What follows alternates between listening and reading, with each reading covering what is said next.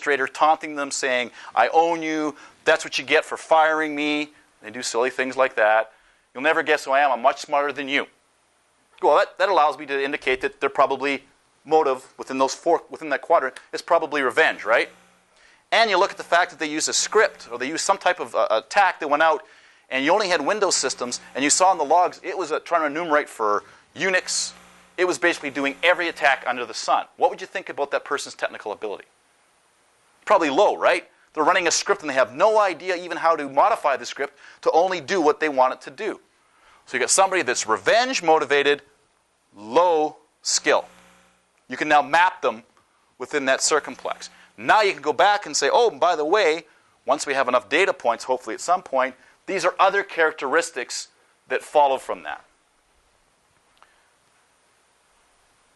Current cases that we've used this circumplex model with this psychological digital crime scene analysis, we've actually done something called fast cyber forensics triage, where rather than do the traditional, where you take the evidence, you take the system back to the lab and work on it there. There's certain cases, child abductions, at risk, where you don't have the luxury. You haven't got 2 or 3 days to take it back to your lab. It's done on scene, it's done quickly, it's done in a relatively short period of time. You have a technician actually sitting in a unit, in a van, in a mobile home outside that individual's house that you're investigating. You have the investigators inside doing the interview and interrogation. You have the forensics people in the van basically looking for information to feed back to the investigators. It's very important at that point you have a narrow focus, right? And you realize, wait a minute, this person isn't just a recreational collector of child pornography. They are a hardcore producer. There are children at risk now. So those type of cases, we've been very successful with it. The U.S. Assistant District Attorney's Office has been looking at this model. Indiana State Police. Child porn investigations in general. Fraud. We've had fraud cases where it's the ability to geographically profile within that operating system, within that file system, where the biggest hit might be, where we might look for this information. Extremely useful. The days of being able to look at every bit on a system are gone. Too much information, too narrow a period of time. The tools aren't really, the algorithms that are out there for searching haven't grown with the size of drives. When I first started doing investigations, a 10 meg drive meant you were a power user. Oh my gosh, you had 10 megs of storage. Now you get what, 500 gigs, terabyte? And unfortunately, the tools have not basically evolved to keep up with that advance. So you haven't got time to look at every bit. You need to focus the investigation. It's also been used in cases with online predatory offenders. In this case, it's been used for what's going to push their button. How do you make yourself, you're the 40-year-old grizzled police officer, how do you look like the 14-year-old confused cheerleader whose parents don't understand them? Well, I'll tell you, these guys online are very, very good at figuring out whether somebody is a decoy.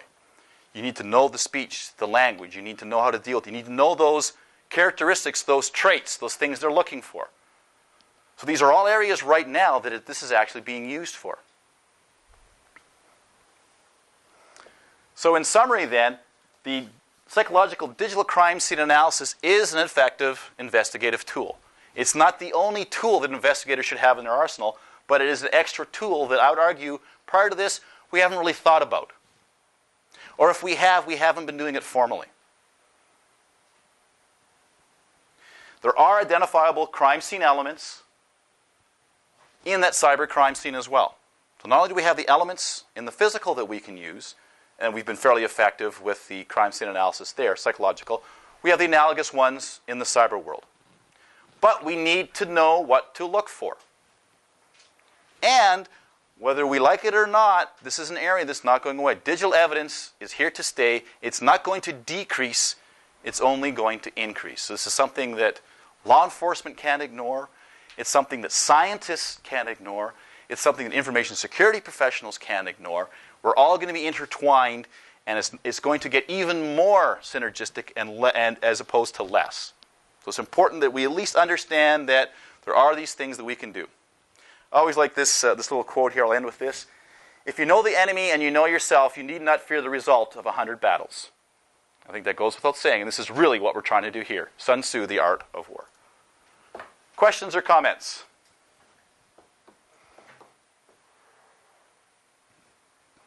Anybody awake still? No questions? No comments? Just trying to sink in? Yeah, Bill. The business with the Naval War College and the Chinese intelligence and stuff, do we know anything about that, using these techniques, how to get it foreign intelligence services or whatever? Yeah, the intelligence and intelligence agencies are really looking at this hard. Because one of the big things that they're having trouble with, and this goes back to, what was it, the late 90s. I think it was late 90s or early 2000 when they had those attacks that were really those two kids being coached by that individual from Israel.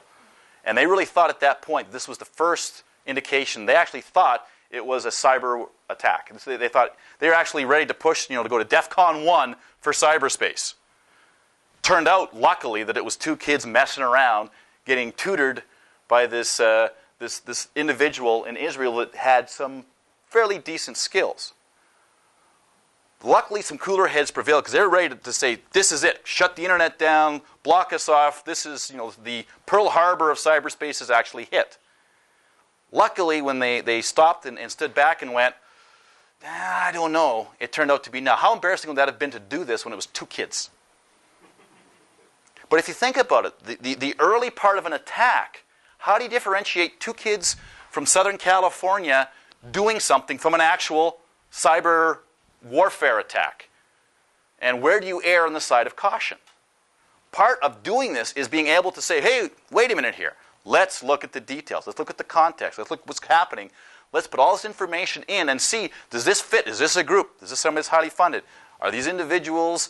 Are these highly skilled? It turned out they were just using a tool this guy had created for them, which was pretty easy to see in hindsight.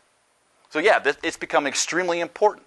There's indications that some of the malware that was released during certain periods of time over the past couple of years may have been really a true intelligence gathering, or let's see if we release this, let's see what the reaction is. The precursor for kind of, what's coming, is this the first wave? Is it the thin edge of the wedge for an actual cyber attack? So yeah, and it becomes important in those cases.